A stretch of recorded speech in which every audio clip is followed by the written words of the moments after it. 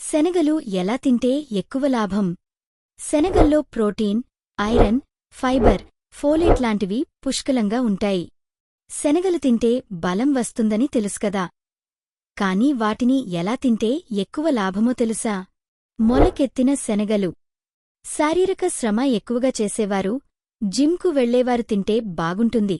ఇవి జీర్ణక్రియను మెరుగుపరుస్తాయి, కొలెస్ట్రాల్ తగ్గిస్తాయి, హై బీపీ నియంత్రిస్తాయి. అయితే బలహీనమైనవారు లేదా చల్లదనం ఎక్కువగా ఉండేవారు వీటిని మితంగా తినాలి. ఉడికించిన శనగలు. ఆఫీసు పనిలో కూర్చునేవారికి ఇవి best. Vitamin B complex, protein సమృద్ధిగా ఉంటాయి.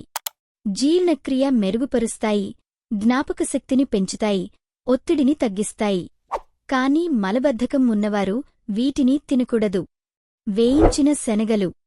డయాబెటిస్, థైరాయిడ్ ఉన్నవారికి బాగుంటాయి.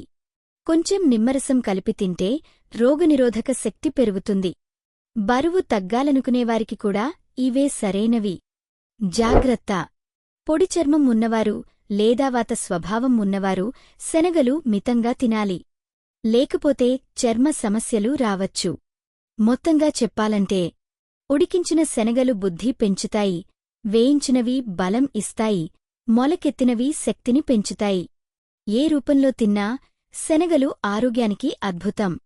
వీడియో నచ్చితే లైక్ చేయండి, మీ ఫ్రెండ్స్కి షేర్ చేయండి. ఇంకా హెల్తీ టిప్స్ కోసం సబ్స్క్రైబ్ చేయడం మర్చిపోవద్దు.